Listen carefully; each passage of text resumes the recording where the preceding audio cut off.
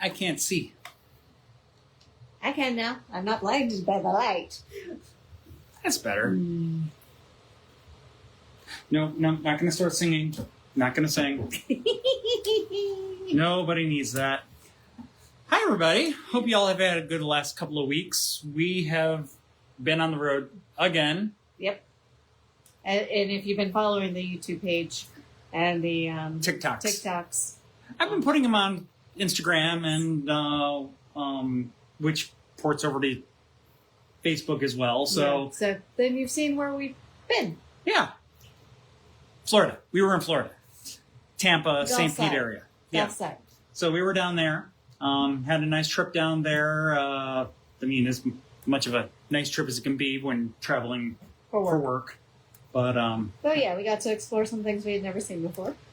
Yeah, so that was nice. That was fun. It was different. Mm-hmm. And now we're back. And we're not talking about Florida yet. We'll be talking about Florida in a couple of weeks. Yes. Yeah, we're finishing Spain first. Yes. I did a lot of research on Spain. So yeah, if you watched the last episode, you know that we talked about ghost stories from Spain. This time we are going a little beyond the ghost stories. We're going to cryptids. Yeah, cryptids and admittedly, yeah, that's about right. Captive, but you know, he could be a cryptid. He very much think he's a much bigger boy than he is. Yes. And it doesn't, admittedly, this episode will go a little beyond just cryptids as well. We're going to get into some folklore and even some, like, almost portals to the underworld, if you will. Hi, buddy. I'm telling him he's not supposed to do whatever he's calculating. He is definitely calculating, and it's rather unsettling. It is. I don't like it when it's over my shoulder. And here's the other one. Like, hello. You gonna say hi, Mr. Nico? He's like, no, I ain't saying hi to anybody. I just want your lap. Yep. Be quiet, Daddy. Anyway, so we're having Di Solorno tonight because we wanted to finish the bottle and make room. Yeah, that's about it. It's Di Solorno on the ducks because we have duck-shaped ice cubes tonight. Yes. Not that you can tell because at this point they have already melted down pretty well, but they were duck-shaped, which is fun. So Di Solorno on the ducks.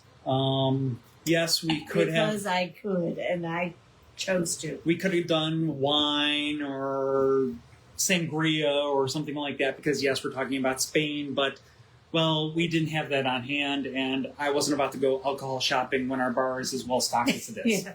We needed to make room, so the Di Serrano got finished. So, anyways. Cryptids. From Spain. But yeah, hopefully I'll been well for the last couple of weeks. I mean, a lot been going on. Well, of course, again, we did have our little trip to Florida this past weekend. Hopefully you've managed to come on down and check out Sail Fest. Yes, which was amazing. That was really cool down there on the riverfront, down by Rockets Landing here in Richmond. Mm-hmm. What else? It's all been a blur. It has been. I'm having a hard time believing it's only been 2 weeks since we did this. Yet it's already been 2 weeks. Wait, only been 2 weeks? We're halfway through June, folks. Yeah. We are halfway through June. But anyways, I digress. Y'all are here to listen to us talk about some Spanish cryptids, not listen to us ramble on about... time that means nothing. Yes. We've been watching FIFA. Yeah. Yes, and thank you for taking some time out from your very busy FIFA World Cup watching schedules. Because, yes that's a thing as well. Yes. So, Spain. It's a country of old roads, high mountains, deep caves, and stories that seem to wait in the dark. Some of those stories begin at bedtime with a whispered warning about El Coco waiting for children who refuse to sleep. Others begin in mirrors, where a name spoken too many times might summon something from the other side. Oh, yes, they have one of those, too. Oh, yes. Some rise from the forests of Galicia, where a man once claimed he killed because he had become a wolf. Others linger in Barcelona's alleys, where newspapers give a human horror the name of a vampire. But not every legend here is a monster story. In Basque country, a mountain goddess watches from the clouds. In Galicia, a stone doorway is said to open toward the undead. In Tenerife, glowing figures are said to wait in the ravines. And in Zugarramurdi, the darkest haunting may be what happened when fear itself became evidence. Today, we'll travel through Spain's cryptids, spirits, witches, and legends, where folklore and history do not always stay apart. So first, we're going to talk about El Coco. Once I lock my screen and the keyboard stops coming up. And I'll do the Spanish stuff for you. Thank you. The first monster many children ever meet is not a dragon, a vampire, or a beast hiding deep in the woods. It is the thing their parents warned them about when bedtime has gone on a little too long. In Spain, that creature is El Coco. For generations, children have heard some version of the following old lullaby. Duerme, niño, duerme ya. Que viene el coco y te comerá. Sleep, child, sleep now, because El Coco is coming, and he will eat you. I don't know about you, but I wouldn't sleep after that. Now, maybe this is a very effective parenting strategy. Probably not one that's recommended in modern sleep training books. El Coco is the Spanish version of the boogeyman. But unlike monsters with fixed shapes and detailed backstories, part of his power comes from how vague he is. He is a shadow in the corner of the room. He may be a dark figure outside the window. And in some versions, he carries a sack. In others, he's got glowing eyes, but no real face, or a body that seems to belong to more nightmare than flesh. That uncertainty is what makes him so useful as a warning. El Coco can become whatever a frightened child imagines after the candle is blown out. The legend reaches deep into the Spanish and Portuguese folklore, and over time it has traveled well beyond the Iberian Peninsula. In parts of Latin America, he becomes El Cucu or El Cucre. In Portugal, related traditions include the Coca, and other cultures have their own bedtime terrors, the boogeyman, the sackman, the creature that waits just beyond the safe circle of lamplight. On the surface, El Coco is a cautionary tale. He is what comes for children who lie, wander, misbehave, and refuse to sleep. But folklore often does two things at once. It entertains and it warns. It frightens children into obedience, but it also gives shape to a very real fear that the world outside home is not always safe. And that is where the story of El Coco brushes against something far darker. In 1910, in the province of Almeria, Spain, a 7-year-old boy named Bernardo Gonzalez Parra was kidnapped and murdered in what became known as the crime of Gador. The details are grim enough that we don't need to linger on them. But what matters is that the crime was driven by desperation, superstition, and the belief that a child's blood and a body could be used to cure tuberculosis. The sick man, named Francisco Ortega, sought help from folk healers. One of them, Francisco Leona, promised a cure in exchange for payment. What followed was not folklore. It was human cruelty dressed in the language of magic. Afterward, the crime became tangled in Spain's darker child-snatching legends, especially El Hombre de Saco, El Sacramentas, figures who carried children away in sacks and turned fear into something parents could name. That does not mean Francisco Leona was El Coco. Real people are not monsters from lullabies. But stories like El Coco survive because they sit uncomfortably close to the things people already fear. The stranger at the edge of the town, the shadow outside the window, the old warning whispered when a child wanders too far from home. El Coco may have begun as a bedtime threat, but he endures because he's not only about sleep. He's about the moment the room goes dark, the house falls quiet, and every child wonders whether the thing their parents warned them about might actually be listening. Now, from the shadow of the edge of the child's bedroom, we're going to move to another fear that belongs to the young, the curious, and the brave in exactly the wrong moment. El Coco? El Coco waits in the dark because adults warned him into being. Verónica waits in the mirror because someone dares to call her name. Dun, dun. Dun, dun, dun. Dun, dun. Hey, so there's something strange about a dark mirror. During the day, it's ordinary. It catches the light, reflects the room, shows us the face we expect to see. But at night, Sorry, had something pop up there. No, yeah, stupid Facebook. Anyways, but at night, when the house has gone quiet, a mirror becomes something else. It becomes a black window. And every good urban legend knows that a black window should never be trusted. In Spain, one of those legends belongs to Verónica, or in some tellings, Verónica Jaja.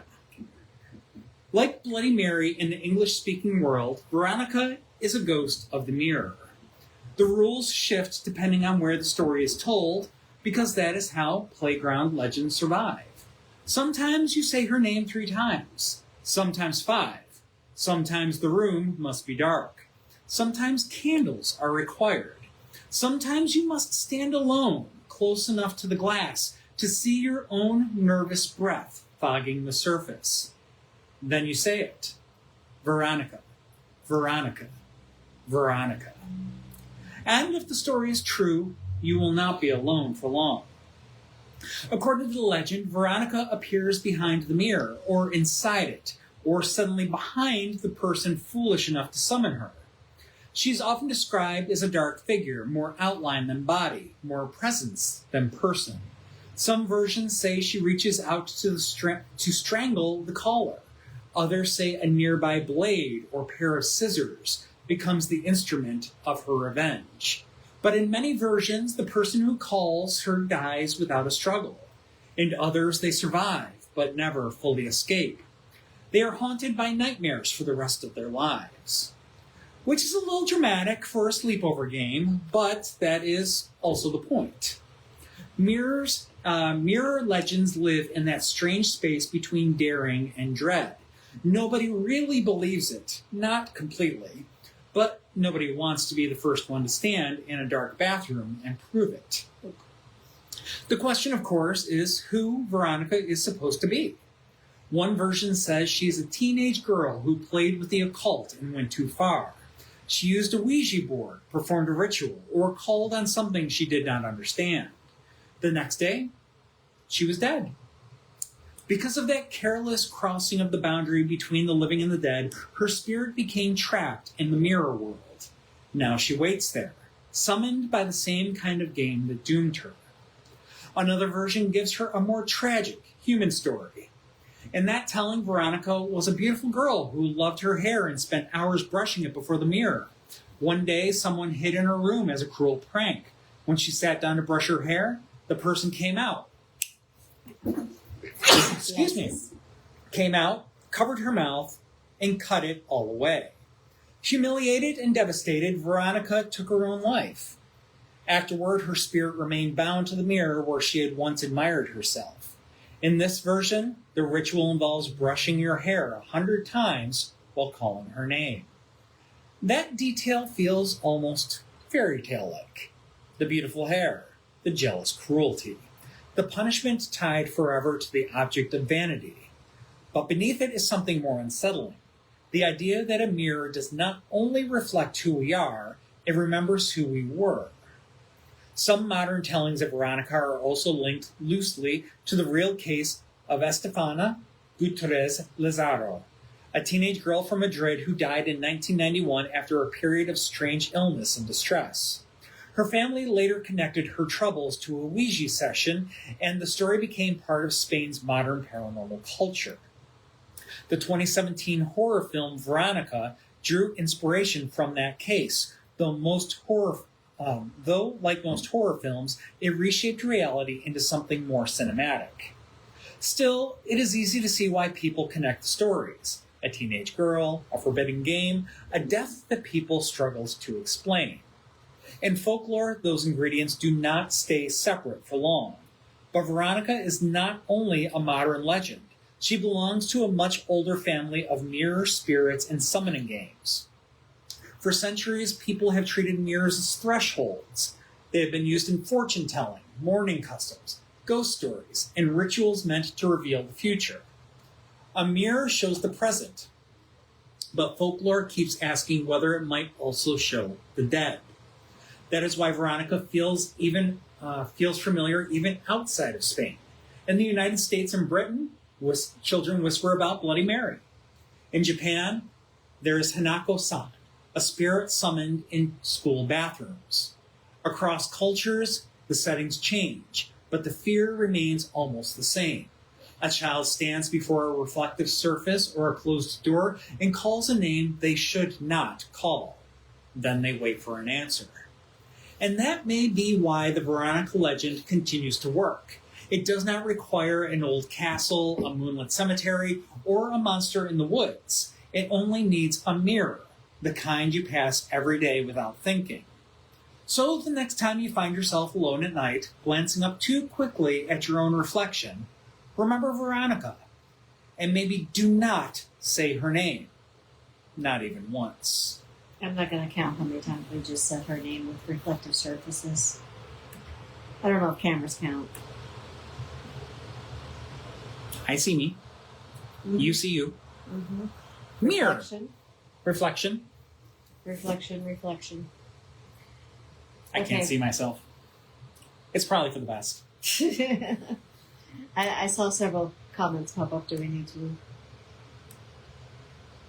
So, Patrick usually tries to cover up mirrors at night. Okay. That's fair. A lot of people do that. Yep. I don't have mirrors facing us in our bedroom. Thankfully, no. No. Because that just creeps me out. And yes, Verónica leaving you with nightmares for the rest of your life. Is that a fate worse than death? Debatable. Debatable. Depends on what the nightmares are, I suppose. Depends on how sleep deprived you get. Yep.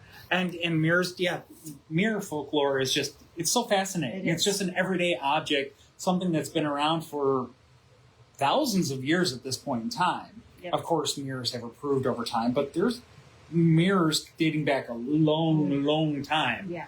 And so many stories associated with them. But yeah. Patrick's glad that werewolves don't have mirror problems. Mm. I get that. Yeah. Poor vampires. Maybe that's why you and I associate with vampires.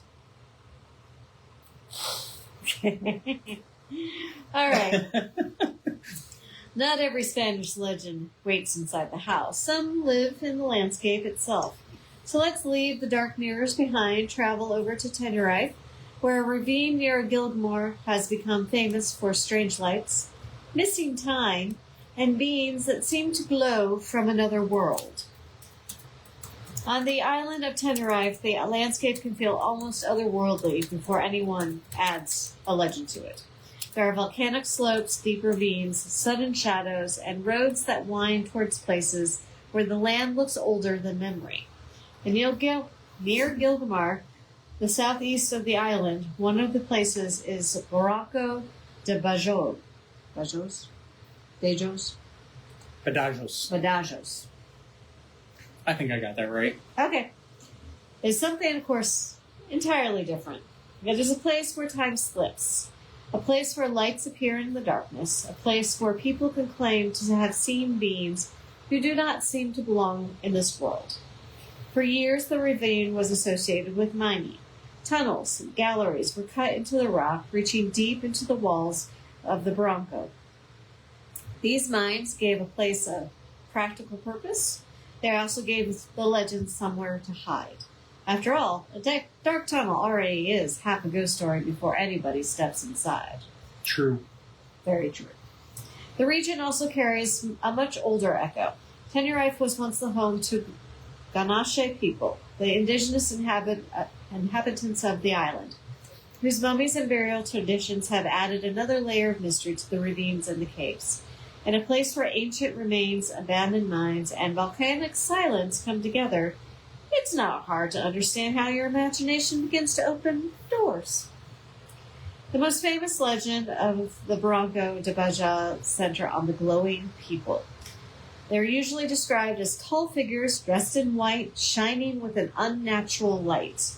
Some witnesses say that they silently stand in the caves or along the ravine, watching but not speaking. Others claim that these beings can communicate, though not always in a way that feels fully human. They are not always described as ghosts. Sometimes they seem more like angels, visitors from another dimension, or something stranger still. The most haunting story is the legend of the missing girl with the piers. with the pears. According to the tale, sometime in the late 1890s, a 15-year-old girl entered a ravine to gather or look for pears. She disappeared without a trace. Her family searched. The community searched. But the ravine gave nothing back. For 30 years, she was gone. And one day, she returned to her family's home and knocked on the door. She looked exactly as she had on the day she vanished.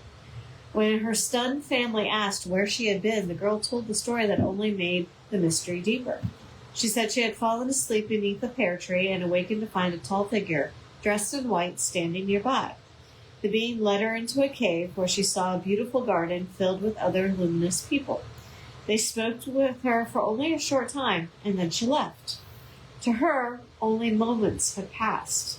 To everyone else, 3 decades had gone by. It's a story that sounds very much like fairy folklore, UFO lore, the ghost legend all at once. A child enters a wild place, meets shining people, or beings, and returns unchanged while the world has aged without her. Flight of the Navigator? Just a smidge. Yeah. Another pop culture tie-in. Yep. We love our pop culture. Whether it was told as a warning, a mystery, or a miracle, it gives the Barranco de Badajoz the most unsettling quality. The idea that the ravine does not obey time in the way the rest of us do. Another legend, he did fall into a ravine too. Wow, okay, I need to do a study on this. Another legend comes from the mining period. In one version, around 1912, workers digging in the deeper galleries came across a landslide. As they cleared the debris, they found what appeared to be a ladder leading downward into the earth. They followed it and discovered 2 glowing figures dressed in white. Sorry. Yeah. The beings did not attack, they did not speak, they only watched. That may be the most frightening detail of all. The miners fled and reportedly told authorities what they had seen. But when the place was searched again, the figures were gone. The story is difficult to document, and no clear paper trail confirms the encounter.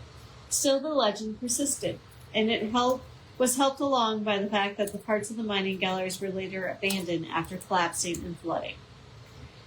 Today, the Barranco de Badajoz is no longer only a place of mines and labor. It's a place of hikers, curiosity seekers, and paranormal stories. And of course, the whispered speculation. People still report strange lights, the odd sensations, and the feeling of being watched from somewhere above or below. Maybe the glowing people are spirits. Maybe they're visitors. Maybe they are only the way a mysterious landscape speaks to the human imagination. But if you ever walk in here and you happen to see a white figure shining at the edge of the ravine, you might not want to follow too quickly. Because in some places, a few minutes may cost you 30 years.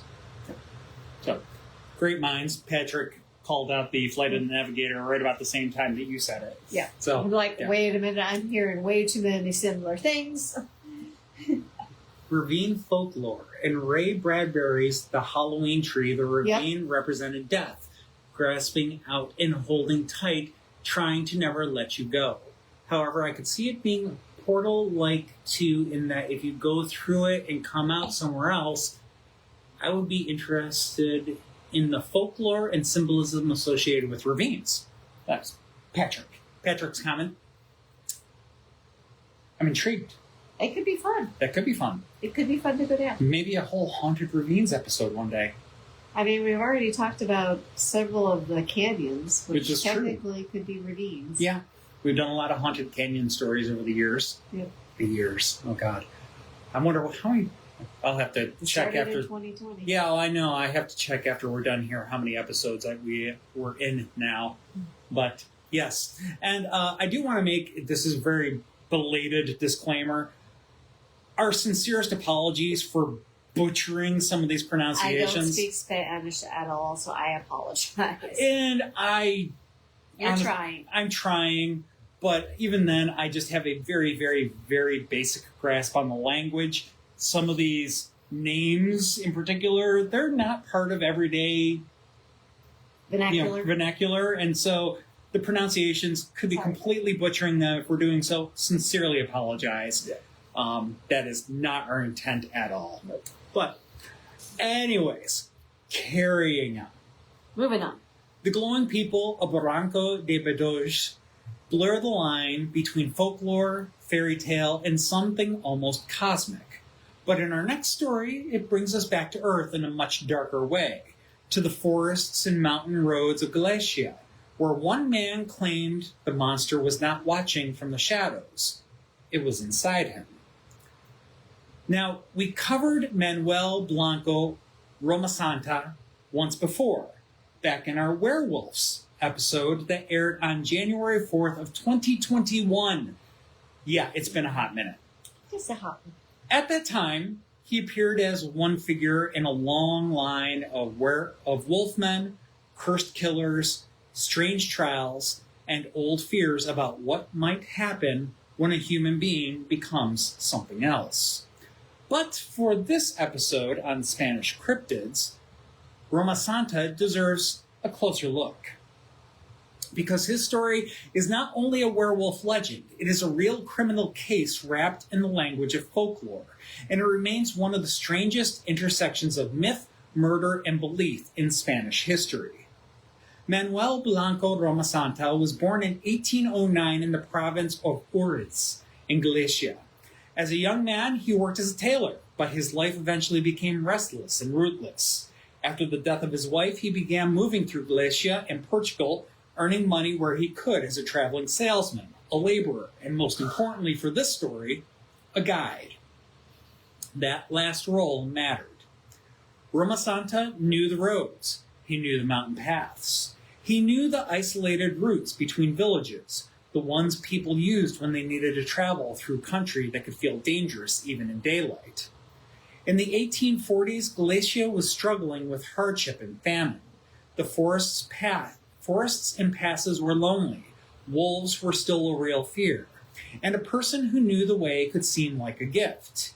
To women and children traveling alone, Roma Santa may have seemed useful, maybe even safe. Then people started to disappear. His victims were often those who had trusted him to lead them from one place to another. They set out with him and vanished into the mountains. For a time, he managed to keep suspicion away. Letters supposedly arrived from the missing, telling relatives that they were alive and settled elsewhere. But the explanations began to wear thin.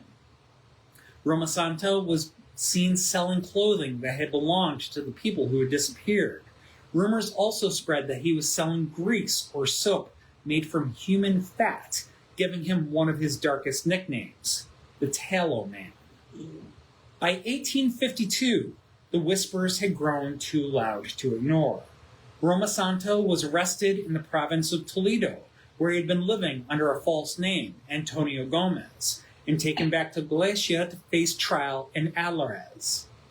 That is where the case became infamous. Roma Santa confessed to multiple killings, but he claimed he was not guilty in the ordinary sense. He said he had been cursed. According to his story, he had first transformed in the mountains after encountering two wolves. He fell to the ground, suffered convulsions, rolled over, and became a wolf himself. After that, he claimed he ran with the others, attacking people because the beast inside him was hungry. It was a horrifying defense. It was also one that drew from a world his listeners already knew. The Galician werewolf, or lobishome, was part of local folklore long before Roma Santa's trial.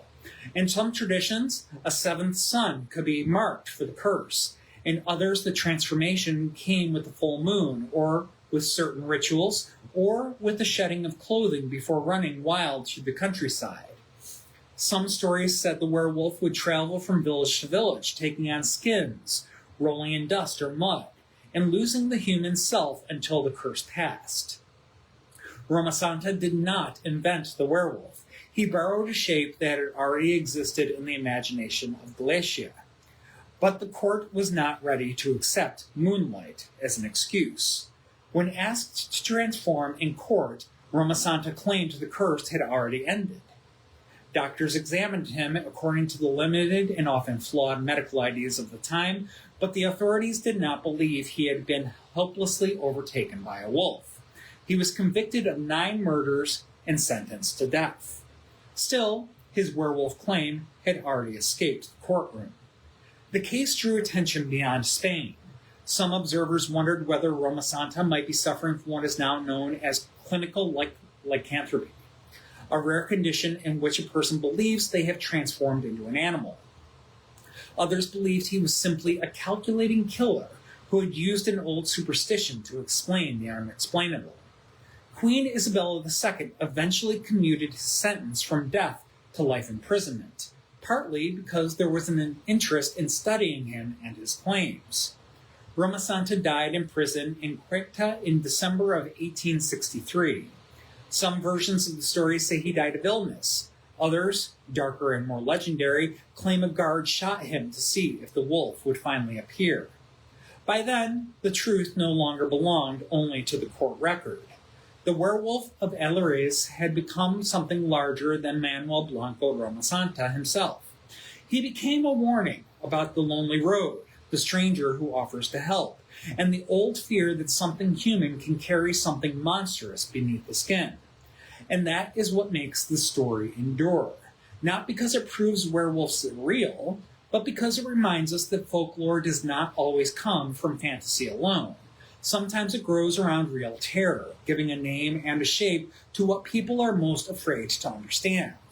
In the forests of Galicia, that shape was a wolf. And in the case of Manuel Blanco Roma Santa, the wolf was also a man.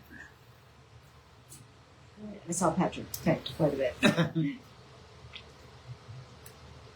The werewolf episode was a lot of fun. We enjoyed that one too.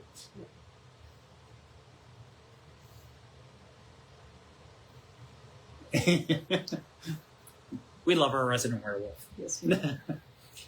But yeah, Manuel is a Spanish name meaning God is with us. Blanco is a name associated with purity, clarity, and brightness. Roma Santa translates to Santa, which equals holy, and Roma, Rome. His name translates to God is with us, bright, holy Rome. And a werewolf. Yeah, that very ironic. Totally agree and appreciate that translation, Patrick. That yeah, the irony. That's peak irony for you. Yep. Okay. All right, so we're gonna move on to another creature of the dark. Roma Santa became terrifying because he gave an old monster a human face. In Barcelona, another name would be transformed the same way. She was not a vampire in the traditional sense, but in the alleys of El Raval, the newspapers found a word dark enough for the horror they believed they had uncovered. Now, Barcelona is a city of life. It's got sun-washed plazas, tiled roofs, crowded markets, and streets that seem built for music, food, and late-night wandering. Pardon? But every city of light has shadows. And in the early years of the 20th century, one of Barcelona's darkest shadows fell across the neighborhood of El Raval. At that time, El Raval was crowded, poor, and uneasy. It sat close to the old city, but far from the lives of Barcelona's comfortable elite. Its narrow streets held workers, migrants, theaters, taverns, boarding houses, and brothels. Later, the parts of the area would be known as the Barri Zino, the name tied to its reputation for vice and danger. But beneath that reputation was something more human: poverty, illness, overcrowding, people living so close to the edge that disappearance could be swallowed by the noise of daily survival. And that is the world that produced the legend of Enriqueta Martí. She was born Enriqueta Martí Ripollès in 1868 in Sant Feliu de Llobregat. And right here. Llobregat. Okay. And eventually, she made her way to Barcelona. The broad outline of her life is difficult to separate from the rumor. She worked as a servant and nanny, and later moved through the city's underworld. Some accounts say she became a madam. Others describe her as a beggar by day, a dealer in secret services by night. But the name of history remembers is not the servant, the healer, or the madam. It is the Vampire of El Raval, or in another version, the Vampire of Barcelona. The nickname came from the press, and it's the press, of course, knew exactly what it was doing. A woman accused of preying on children, selling potions, hiding horrors in a cramped apartment that was too disturbing to remain merely human. She had to be turned into something larger, something monstrous. In the most sensational versions of the story, Martí kidnapped poor children from the streets, children whose absence might not be urgently investigated. She was accused of exploiting them, trafficking them, selling ointments and remedies made from human remains to wealthy clients who believed these preparations could restore youth, beauty, health. Tuberculosis haunted the city at the time, and in desperate ages, desperate people will sometimes believe monstrous things. Whether all that was true remains one of those more difficult questions in the case. What is more firmly known is that in February of 1912, a young girl named Teresita Girard Congost disappeared. Unlike many missing children from poorer families, Teresita's case drew public attention. Sorry, I'm hanging you out to dry Yes, here. you are. The search for her moved through Barcelona with urgency, fear, and outrage. Then a neighbor saw the little girl in a window. An apartment that was at 29 Carrier Plenot, a street now known as Carrier de Joaquin Costa.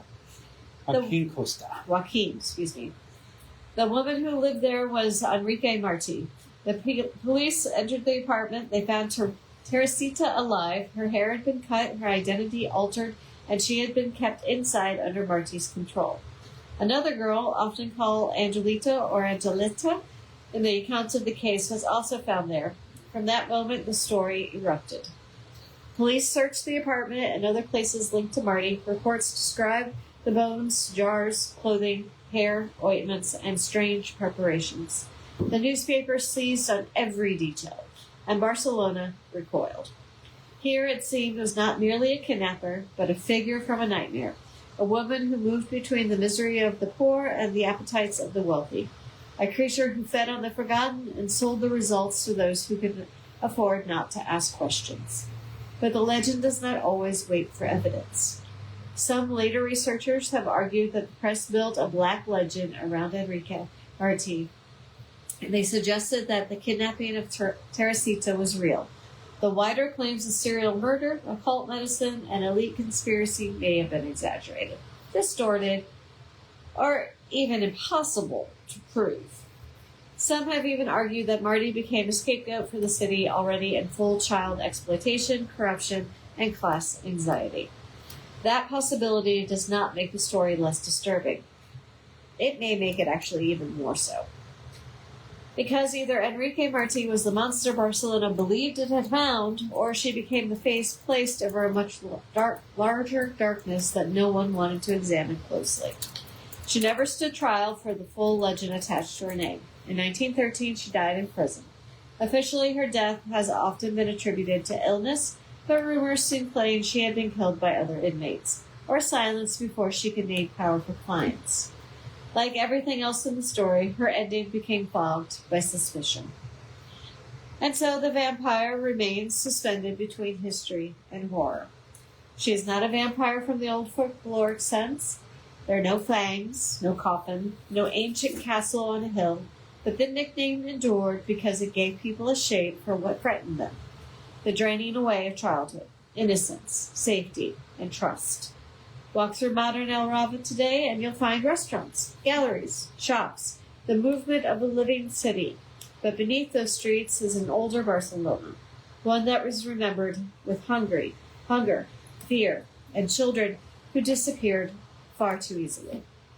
Enriqueta died more than a century ago, but the question she left behind still lingers in the alleys. Was she a monster? Or was she the one who got caught?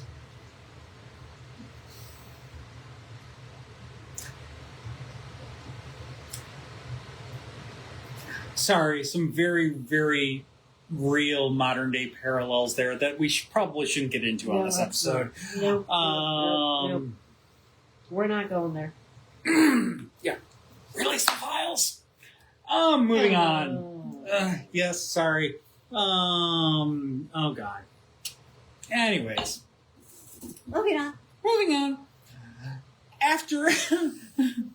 After two stories where folklore wrapped itself around very human darkness, we now turn towards something older, broader, and more sacred. In Basque country, the mountain is not merely scenery, and the figure who dwells within it is not a monster. She is nature, justice, storm, and truth. There are mountains that look like they are holding a secret. In Basque country, one of those mountains is Anboto. It rises in northern Spain, rugged and dramatic, with limestone cliffs that catch the clouds and caves that seem to open into something older than recorded history. To hikers, Anboto is a beautiful and challenging mountain. To generations of storytellers, it is something more. It is one of the great homes of Mari. And Mari is not a monster in the simple sense. She is not a beast stalking the forest or a creature waiting beneath a bridge. In Basque mythology, Mari is far more powerful and far more complicated. She is often described as the Lady of Anboto, but her presence reaches beyond that one mountain. She is associated with caves, storms, justice, the earth, and hidden forces of nature. Before Christianity reshaped much of Europe's spiritual landscape, the Basque world had its own deep store of myths and sacred places. In those stories, the earth itself was alive. Amalur, often translated as Mother Earth, represented the ground beneath human life, the source of food, shelter, and survival. Caves and chasms were not merely holes in the rock.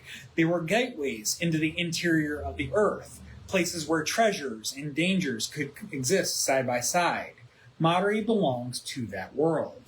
She is often called the Queen of Nature, or the feminine personification of the earth. She is said to live underground, but always in high places, usually in caves carved into mountains.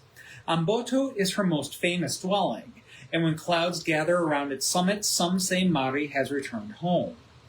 That is one of the strange beauties of her legend. Mari does not simply haunt the landscape. She explains it. Storms, droughts, rain, hail, and harvests are all tied to her movements. When she travels through the sky with her consort, Sugar or Maju, storms may follow. When she is said to be in one cave, the land may become wet. When she resides elsewhere, the weather may dry out. In older rural communities, where weather could decide whether people ate or starved, that made Mari more than a story. She was a way of understanding the living power of the mountains. Her appearance changes from legend to legend. Sometimes she is an elegant woman with long hair, combing it with a golden comb in the sunlight. Sometimes she wears red or green. Sometimes she appears as fire, a rainbow, a thunderbolt, a horse crossing the sky, or a strange hybrid figure with animal features. In some places, she is connected with a ram, one of her sacred animals. She is beautiful, but she is not gentle in the way people sometimes want divine figures to be gentle.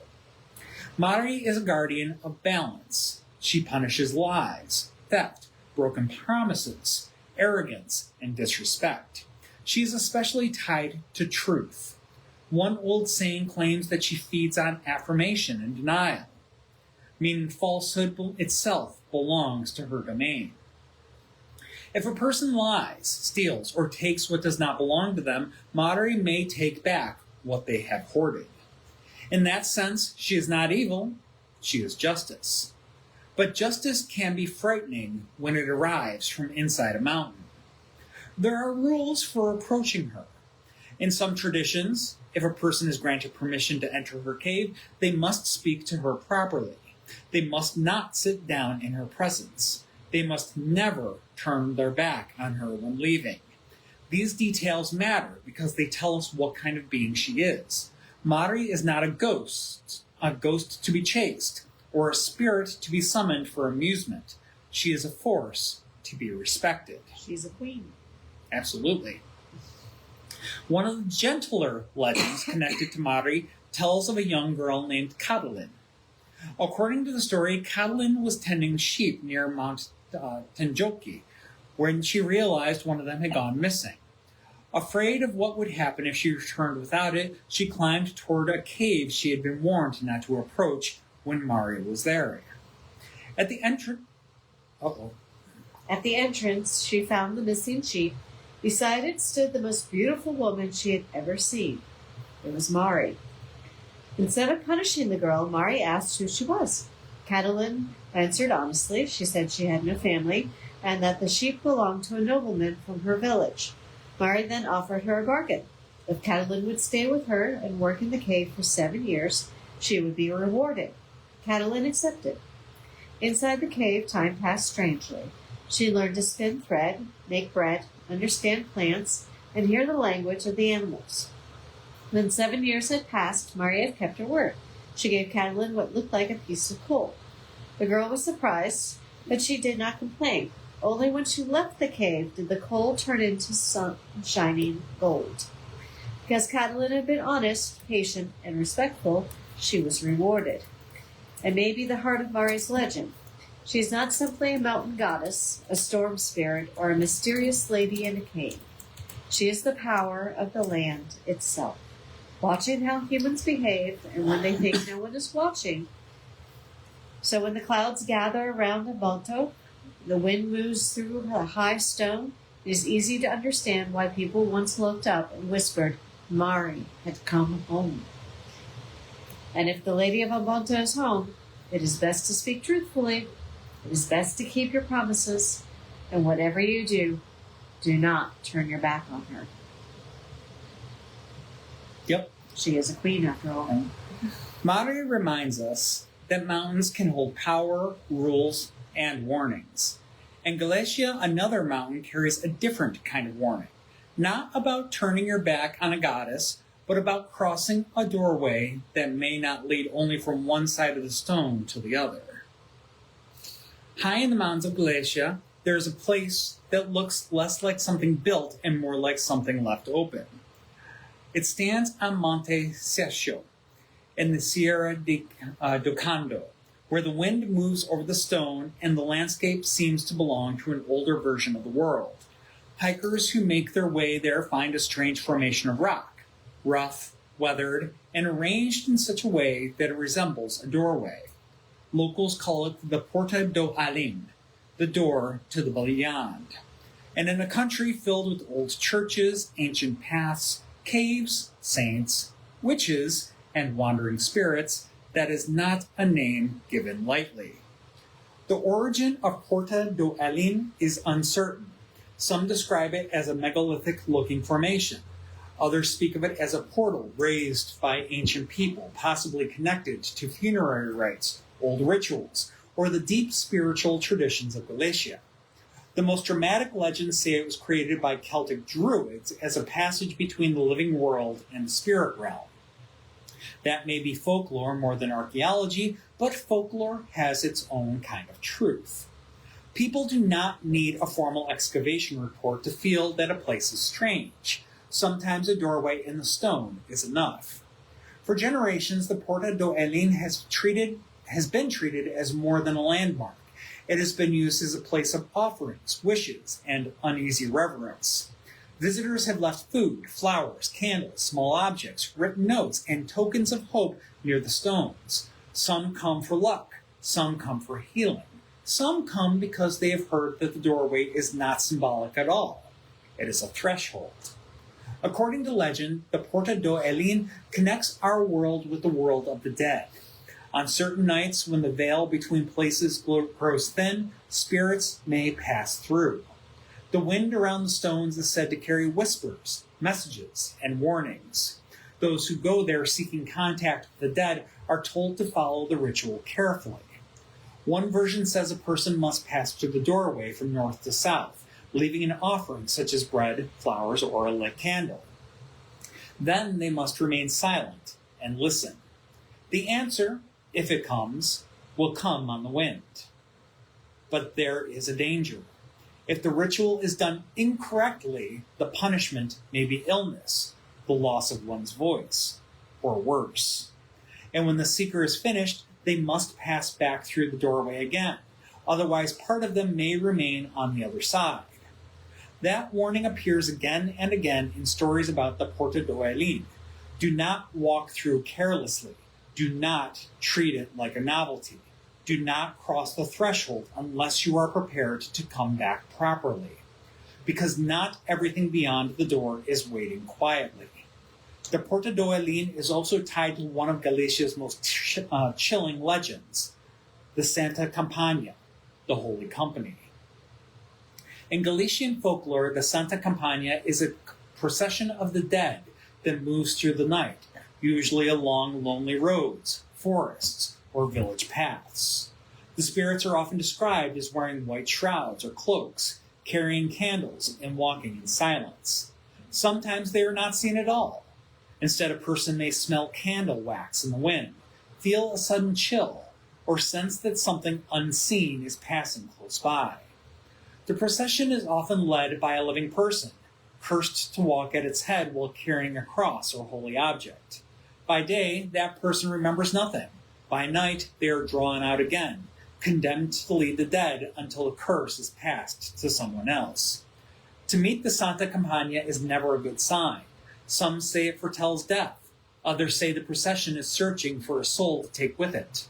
The danger is especially strong on certain nights, including the eve of San Juan in June and the night between October 31st and November 1st, when traditions around the dead are already close at hand. Through the Porta do Alén, some say the Holy Company enters our world. There is another, darker version of the legend as well. It says that the place was once used in a great ritual to force evil spirits through the doorway and back into the underworld. But those spirits were not destroyed. They were merely sealed away, and they are still waiting.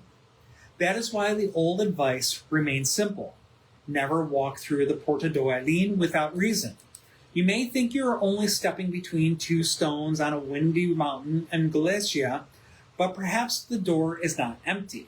Perhaps something is standing just beyond it. And perhaps, if you cross carelessly, you will not be the only thing that comes back. I'm not going there. No comment? Oh, no, I'm just choosing not to come. Oh, you're not... I'm not going there. You're literally not visiting there. No, I wouldn't say that. I'm just not going there with comments and thoughts. Okay. Did Patrick go there? So Patrick says, reminds me of how in myths and legends we are always taught to show respect for the seas. I think he was talking about Mari on this one. Yeah. The waters can be chaotic. It makes sense that commanding the same respect would be true for a deity of the storms. Oh, absolutely. Yes, absolutely. Very true there. And the storm can bring life or it can bring death. Yep. And he also said, on this note, fascinating the idea that you have to walk back through the door or part of you remains there. Pretty interesting and ironic, too, since we talk about open doors being new opportunities. However, sometimes the journey leaves scars and you lose things along the way, like innocence, a naive heart, some things that are not easy or impossible to get back. Yep. Get back. Get back. I don't know why I wanted to put a T at the end of that. I don't know either. Probably too much. Or maybe not enough booze.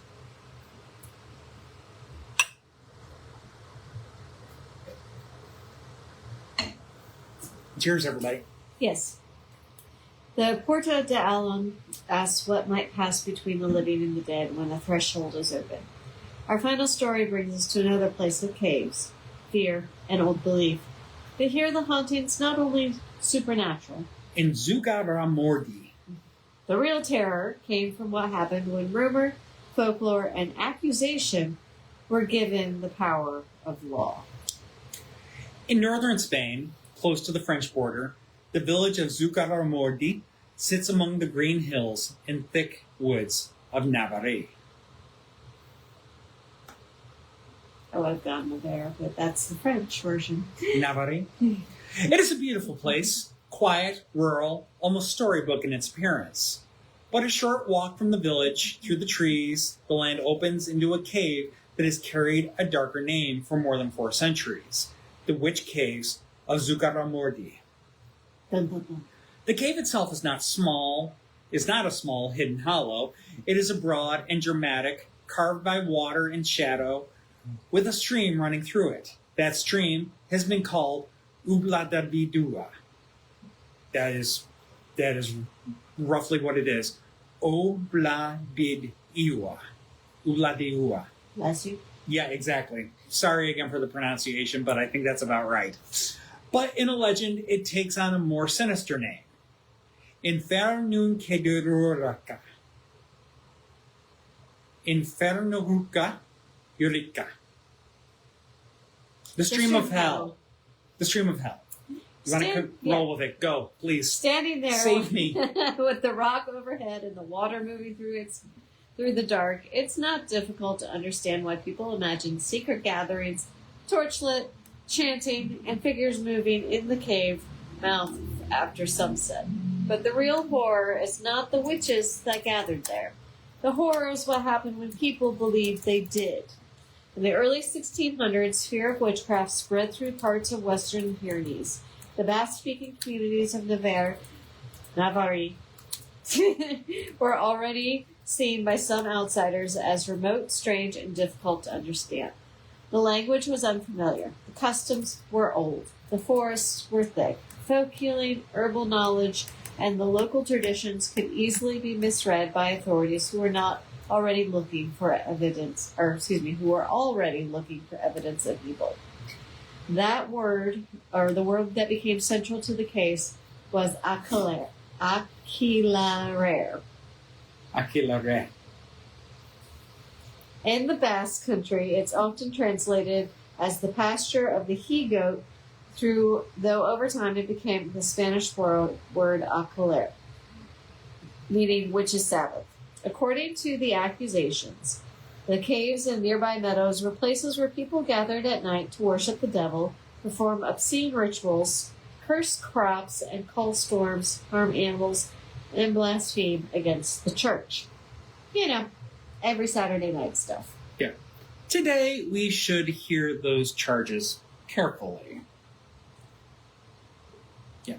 They tell us less about what the accused actually did and more about what frightened their accusers.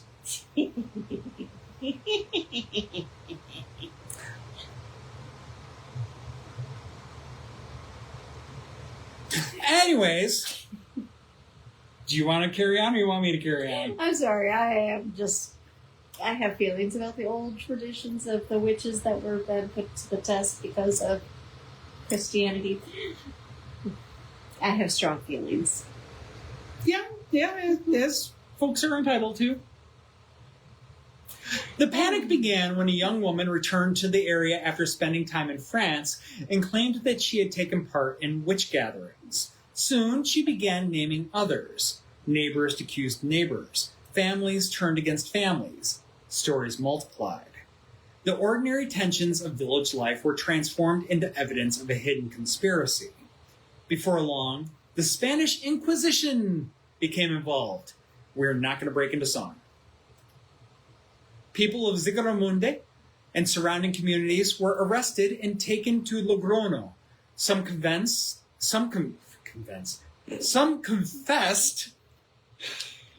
need more to drink, or I've had too much to drink, I don't know. Some confessed, often under pressure. Some recanted. Some insisted they were innocent.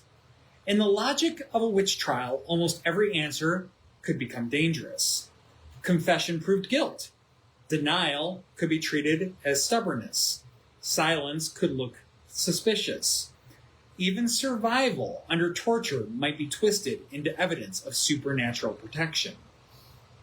In 1610, the famous auto de fe de Logrono brought the accusations into public spectacle. Dozens were judged. 11 people were condemned to be burned, though 5 of them had already died in prison and were burned in effigy, along with their remains. 6 were executed alive. Others were punished, humiliated, or forced to wear marks of shame. Some were paraded publicly with shaved heads, candles in their hands, or penitential garments meant to display their supposed sins. It was meant to terrify, and it did. But the story of Zugarramurdi did not end with flames. After the trials, Inquisitor Alonso de Salazar Fritas was sent in to investigate the wider outbreak of accusations. He spent months gathering testimony throughout the region, listening to villagers, children, supposed witnesses, and those accused of witchcraft. What he found did not strengthen the case. It weakened it. To nobody's surprise. Yeah. Again and again, the stories collapsed under questioning. People contradicted themselves. Children repeated what adults had suggested to them. Confessions appeared unreliable. Salazar came to believe that many accusations had grown from fear, rumor, coercion, and imagination. His conclusion was striking for the time. There had been no witches and no bewitchment until people began talking and writing about them. That skepticism helped bring an end to the Spanish Inquisition's large-scale witch persecutions. But for the people that were already condemned, the realization came too late. And yet, the caves remained. Over time, they became known as the Village of the Witches. Legends said that the accused had once danced around the great fires. Some stories claim the devil himself appeared in the cave as a black goat. Others imagined surviving witches hiding in the surrounding caves and woods after the trials, practicing their rites beyond the reach of those who wanted them dead. Even today, visitors who come to the caves are not only there for the history, but for the atmosphere. The town has a witch museum, and modern gatherings acknowledge the legend while remembering the human tragedy beneath it. That balance matters. Because the witch caves of Zugarramurdi are not simply spooky attraction, they are a reminder of what happens when fear becomes official, when folklore becomes evidence, and when ordinary people are turned into monsters because the community needs someone to blame. Still, when you can stand near the stream of hell and hear the water moving through the stone, the old stories are hard to dismiss entirely. Not because witches were waiting there, but because something did haunt. Zugarramurdi. Suspicion, silence, and the echoes of those that should have never been fed to the fire. Spain's legends do not live in only one kind of darkness. Some hide in children's bedrooms, waiting for the lamp to go out. Some wait in mirrors, ravines, caves, mountains, and old city streets. Some are creatures of folklore. Some are given names. Some are names given to real human fear. And some, like the stories of Zugarramurdi, remind us that the monster is not always the thing people claim to see in the shadows. Sometimes the monster is suspicion. Sometimes it is desperation. Sometimes it is the terrible power of a story once enough people believe it. But that is also what makes folklore so enduring. It gives shape to what we cannot explain, and sometimes to what we do not want to face. A wolf in the forest, a goddess in the clouds, a doorway to the dead, a light in the ravine. So the next time you travel through Spain, listen closely. The old stories may not call out loudly, but they are still there, waiting just beyond the firelight. I thoroughly enjoyed my time in Spain.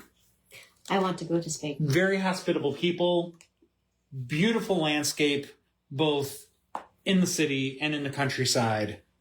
It was very much a privilege to be able to visit there. I look forward to being able to get back there one day with Beth in tow. With me. But yes, if you get the opportunity to visit, strongly recommend it. And do make a point. I mean, I did not get the opportunity to experience Madrid or Barcelona, the big cities. No, you went out to the Basque country. Yeah, I went to Basque country. I got to see what was the mid-sized city there, Bilbao. Beautiful city. I would go back there in a heartbeat. I was jealous of every night he sent me photos of what he was eating and where he was walking, and I just wanted to be there. Yep. But the countryside was also very beautiful as well. The only complaint I have about Spain, speed limits. And it's not that they're too slow or too fast. It's that they literally change the speed limits like every couple hundred meters as you're driving down the road. Which makes it difficult. It was very annoying. That's my main complaint. Take it as you will. That said, trains. Yes. There are trains. They do have some mass transit there. So do get out. Check it out. I strongly recommend it. Not exactly cheap to get there, but they was able to get some shockingly good food for shockingly low prices. Yeah.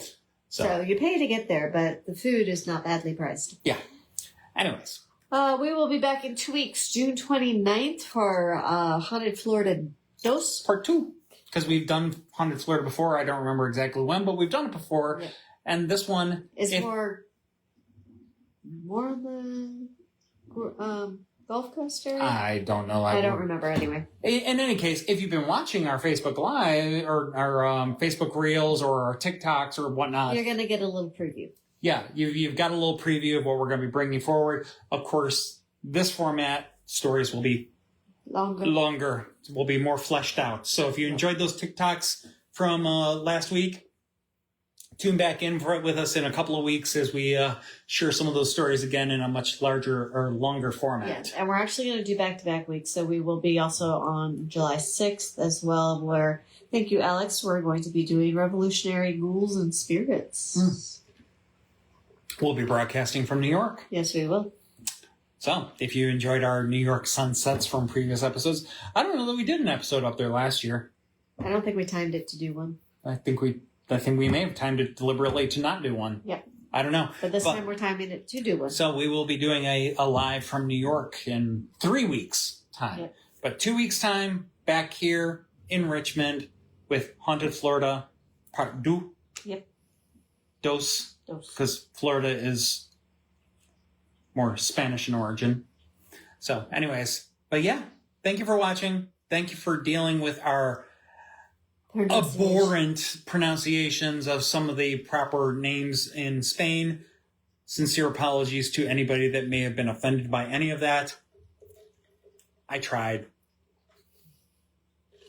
And with that, I do need to hydrate some more. Yes. I did pregame a little bit, so yeah. This is launching tours that involved a brewery. This is not just the Disaronno, though the Disaronno was tasty, as well was the 13.5% beer that I had down at Richmond before going out live. Anything else you want to add? No. I gotta write some scripts. Okay. But thank you for watching. Oh, I probably should. Yeah. Yes, Patrick. Hydration is important. Gatorade. I don't need Gatorade. I just need water. You need some Gatorade. Oh, excuse me. You did not need to hear that. I am sorry. And now in 2 weeks live from New York, it's Haunts of Richmond. Yeah, you're not wrong. 3 weeks. 3 weeks until we're in New York. 2 weeks here. Yep. But thank you all very much for watching, and appreciate y'all. Check us out. We got, of course, tours are still rolling. Yes. Tours are always rolling. And later next month, we are going to be doing Spirits with the Spirits up at Hanover Tavern again. Yep. The 19th and 20th? I thought it was one night. No, it's 2 nights. In any case, Spirits with the Spirits, Hanover Tavern. It is an adults only thing because there is booze involved. So you get to meet a spirit and drink. Yes. So check out hanovertavern.org to go ahead and get tickets for that. Spirits with the Spirits. Chris will be guiding. I will be one of your spirits. Yes. So we're doing that. We did it one day last year. And we're doing it 2 days this year. It was very successful. So we're doing it 2 days. And that will be just over a month from now. Yep. a lot going on between now and then. Yep. So, but yeah, got that going on. And Warriors of Bloom in August. This is our new announcement. We will be vending, but we will also be storytelling while we're there. And sponsoring. So get your tickets before they sell out. Warriors in Bloom by Virago Alley. So check them out. Virago, Virego, or Virago, Virago Alley. Sorry. But yeah, they're the ones that are responsible for the Richmond Ren Fair and the Warriors in Bloom event. Warriors in Bloom, it's going to be 2 days, first weekend of August at Agecroft Hall. So it was a one-day event at Agecroft Hall this past year. Did very, very well. Sold out, of course. It will sell out again this year, so get your tickets now. Yep, and of course the Richmond Ren Fair a couple months ago sold out as well. Fantastic event. This is the same organization. They put on fantastic events. We're very happy and privileged to be able to be a part of it and be able to support them. Yep. So check them out because that is going to be here before we know it. Yes, it is. But with that, we will say goodnight to all and see you in 2 weeks, if not before our tour. Because, oh my God, we have run long tonight. Yes, We've been going for an hour and 10 minutes. Oh dear. So thank you all for watching. Y'all have a good night. We'll talk to y'all soon. Bye. Bye.